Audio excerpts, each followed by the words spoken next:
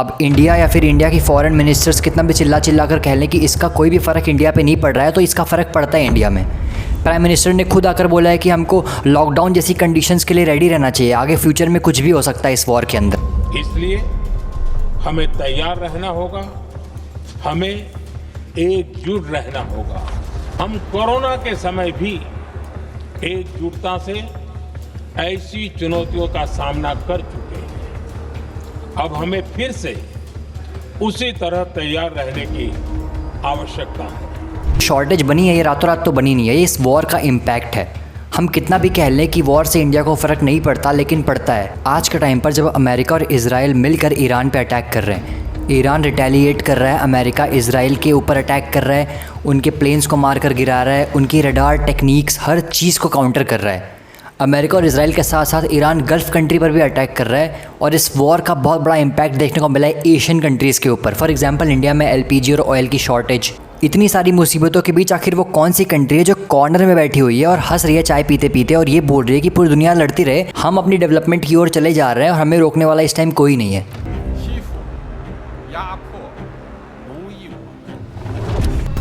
China is the world's second largest economy and the biggest importer. A move that ultimately turned China into a global economic powerhouse. Had extraordinary success with their economic growth over the last 40 years. आज इस America Iran war के चलते पूरे world के अंदर oil crisis देखने को मिल रहा है। हर कंट्री में ऑयल के प्राइसेस बढ़े ही जा रहे हैं, और अमेरिका और यूरोप भी इससे कोई बचा हुआ नहीं है। अमेरिका और यूरोप में भी ऑयल के प्राइसेस हाई जा रहे हैं इस टाइम पर। जो ऑयल $70 पर बैरल मिल रहा था, आज के टाइम पर वो $120 प्लस चला गया है। इस वॉर के चलते ऑयल प्राइसेस में इतना बड़ा स्पाइक देखने को मिला है, जिसकी वजह से हर कंट्री की इकोनॉमी GDP 1 से 2% तक इफेक्ट हो रही है, और फ्यूचर में इंडिया की भी GDP 1% तक तो इफेक्ट होने ही वाली है अगर ये वॉर लंबा खिंचता है तो। आज स्ट्रेट ऑफ हॉर्मुज़ एक चोक पॉइंट जैसा है, जिसको ईरान ने अपने अंदर कंट्रोल में लेकर उसको बंद कर रखा है। सारे कंट्रीज़ की ऑयल शिप्स आना वहाँ से बंद हो गई है, और अगर जा भी रही है तो इतने कम अमाउंट में जा रही है, इससे कंट्री की नीड पूरी नहीं हो पा रही। लेकिन वहीं पर उसी स्ट्रेट ऑफ हॉर्मुज़ में ईरान चाइनीज़ शिप को आने जाने देता है। इवन चाइनीज़ शिप इस चीज़ का फ्लेक्स कर रही है इंटरनेट के ऊपर कि हमारी कंट्री के शिप को तो रोका ही नहीं जा रहा।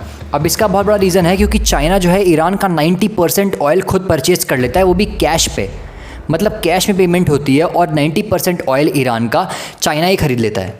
अब स्ट्रेट ऑफ हॉर्मुज़ से जितनी भी शिप्स पास हो रही थी, ईरान ने तो ये कह दिया था कि सारी शिप की पेमेंट ट्रेड में पेमेंट होगी वो चाइनीज़ युआन में होगी। मतलब चाइना का इन्फ्लुएंस आज के टाइम पर ईरान में, मिडल ईस्ट में इतना ज़्यादा है कि चाइना को कभी आगे फ्यूचर में ऑयल क्राइसिस आ ही नहीं सकती। तो मतलब ईरान की जो पूरी इकॉनमी है वो आज चाइना के भरोसे चल रही है। 90% of Iran's oil in 2025, defying Trump's sanctions to crush Tehran's economy, as US penalties on Chinese refineries spark trade war chaos. और ईरान अपने one of the biggest economic source को रोकना तो नहीं चाहेगा, तो वह चाइना की शिप्स को क्यों रोकेगा? आज के टाइम पर चाइना ही वो कंट्री है जिसको ऑयल क्राइसिस की वजह से थोड़ा भी प्रॉब्लम नहीं हो रहा है, क्योंकि चाइना कब का रिन्यूएबल एनर्जी की तरफ बढ़ चुका है। चाइना के अंदर ऑयल क्राइसिस उठने का सवाल ही पैदा नहीं होता, क्योंकि चाइना बहुत ही सालों पहले से रिन्यूएबल एनर्जी की तरफ बढ़ने का प्लान कर रहा था, और उसकी वजह से चाइना आज वर्ल्ड में फर्स्ट नंबर पे आता है सोलर प्लांट लगाने में।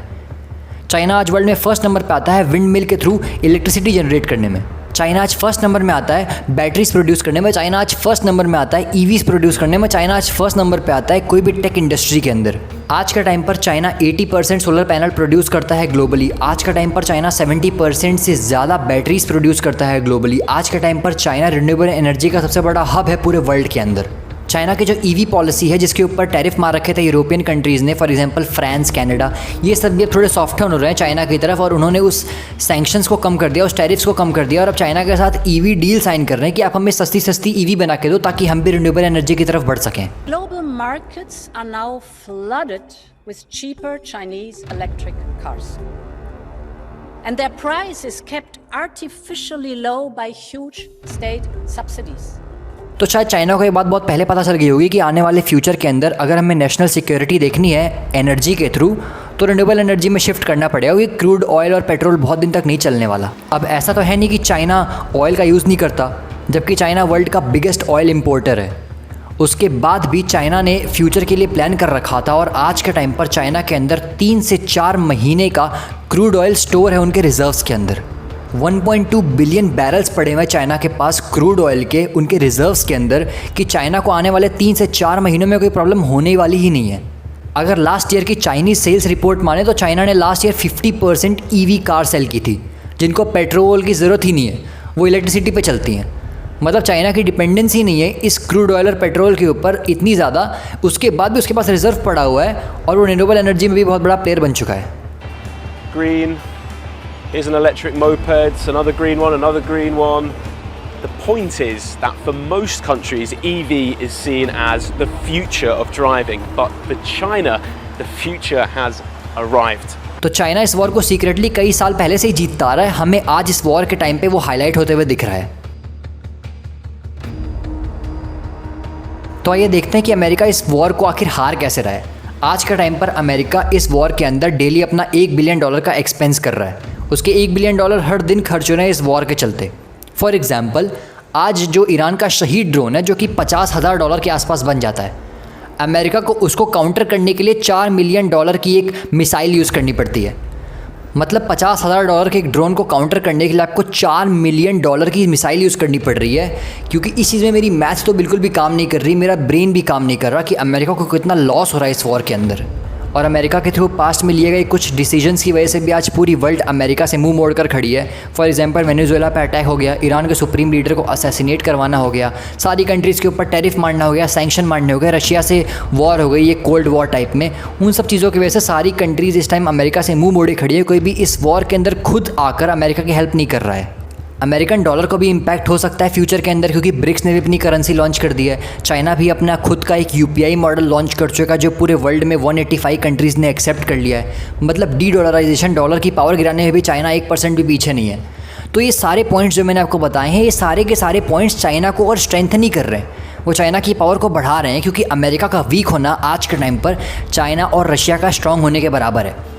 क्योंकि हर वो डॉलर जो अमेरिका स्पेंड कर रहा है इस वॉर के अंदर, वो चाइना को एक मेंटल फेवर दे रहा होगा कि अगर आगे फ्यूचर में चाइना कभी भी कोई एक्शन लेता है, फॉर एग्जांपल ताइवान के ऊपर, तो अमेरिका के पास तो मिलिट्री और इक्विपमेंट्स बचे ही नहीं होंगे। क्योंकि पहले वो इजराइल के साथ मिलकर ईरान से लड़ रही है, चाइना का काउंटर कर ले ताइवान को बचाने के लिए। चाइना इस टाइम बहुत बड़े मेंटल एडवांटेज में है और फ्यूचर में शायद वो ताइवान पर अटैक भी कर सकता है, ये तो फ्यूचर की बात है। लेकिन इस टाइम पर जो चाइना की जो रिन्यूएबल एनर्जी पॉलिसी है जिसने चाइना को इस क्रूड ऑयल क्राइसिस से बचाया है, ये चाइना का एक मास्टर स्ट्रोक था जो चाइना ने कुछ साल पहले ही खेलना स्टार्ट कर दिया था। इस वॉर के अंदर चाइना एक अडल्ट की तरह प्ले कर रहा है। वो बार बार यही कह रहा है कि मुझे सीज फायर चाहिए, मुझे वॉर नहीं चाहिए, मुझे पीस चाहिए। लेकिन चाइना ही वो कंट्री है जो पहले बाउंड्रीज़ के लिए अपने नेबर के साथ लड़ाई करता था। वो चाइना ही है जो आज मौका मिलता ही ताइवान पर अटैक कर देगा। तो चाइना के मन में क्या चल रहा है? चाइना की डिक्टेटिंग पॉलिसीज़ बहुत ही हट के हैं, क्योंकि वहाँ पर कोई रूलिंग गवर्नमेंट नहीं है। वहाँ पे एक ही डिक्टेटर है जिसके रूल से सारी चीज़ें चलती हैं। और चाइना कभी भी अपने नेबर को परेशान करने में पीछे नहीं हटता। और अगर ऐसे में चाइना फ्यूचर में सुपर पावर बन जाता है, जिसका काउंटर अमेरिका भी नहीं कर सकता, तो उसके नेबर कंट्रीज़ के लिए बहुत प्रॉब्लम हो सकती है। फॉर एग्जाम्पल इंडिया, ताइवान, इन सब कंट्रीज़ के लिए। अब चाइना ने अपनी नज़र ताइवान के ऊपर बहुत पहले से बना रखी थी। ताइवान आज भी डरता है कि चाइना कहीं उसके ऊपर अटैक ना कर दे। अगर इस टाइम पर, इस वॉर के टाइम पर चाइना अटैक कर देता ताइवान के ऊपर, तो शायद अमेरिका कुछ ना कर पाए इसके अंदर। इसका बहुत बड़ा रीज़न ये भी है क्योंकि ताइवान के ऊपर अगर अटैक करना है तो आपकी नेवी सॉलिड होनी चाहिए। और चाइना ने अमेरिकन नेवी को भी पीछे कर दिया। आज वो वर्ल्ड की स्ट्रॉन्गेस्ट नेवी है जिसके अंदर 10,000 मरीन ऑन ड्यूटी खड़े हैं। और ये नंबर 1 लाख तक जा सकता है वॉर के टाइम पर। मतलब चाइना ने अपनी नेवी को इस तरह से प्रिपेयर किया है कि वो कभी भी ताइवान को अपने कंट्रोल में ले सकता है, अगर अमेरिका उसको रोक नहीं पाया तो। और अमेरिका जिस हिसाब से वॉर लड़े जा रहा है, अपने कंडीशन को वीक करे जा रहा है, चाइना कभी भी ताइवान के ऊपर अटैक करके उसको, ताइवान को अपने कंट्रोल में ले सकता है। ईरान के फॉरेन मिनिस्टर ने तो चाइना और रशिया को अपना स्ट्रेटेजिक पार्टनर तक बता दिया था। चाइना पूरी तरह से कर्टन के पीछे, पर्दे के पीछे से हेल्प कर रहा है ईरान की, और ये पूरी वर्ल्ड जानती है ये बात। अब चाइना खुलकर ईरान का सपोर्ट करने कभी भी नहीं आ जाएगा। चाइना अपनी मिलिट्री नहीं भेज देगा ईरान की तरफ से लड़ने के लिए, क्योंकि चाइना की ये पॉलिसी ही नहीं रही है। वो पीछे से हेल्प करता है लोगों की, और वो इसलिए हेल्प करता है ताकि वो उसी कंट्री को यूज़ कर सके फ्यूचर में अपने बेनिफिट के लिए। चाइना ने बिज़नेस किया ईरान के साथ, और बिज़नेस के चक्कर में ईरान को इस तरह फंसाया है जो उसने पाकिस्तान के साथ किया आज के टाइम पर। चाइना किसी भी कंट्री को बहुत ज़्यादा डेप्थ देता है, उसके अंदर इतना ज़्यादा बिजनेस फैला देता है अपनी कंट्री का कि अगर चाइना बैकआउट करता है उस कंट्री के अंदर से, तो उस कंट्री की इकोनॉमी ही कोलैप्स कर जाएगी। इसलिए कोई भी कंट्री के अंदर जब चाइना जाता है तो वो उसके इकोनॉमिक स्ट्रक्चर को अपने कंट्रोल में ले लेता है। चाइना कभी भी अपनी मिलिट्री कभी किसी के साथ कोऑपरेशन में शेयर नहीं करता।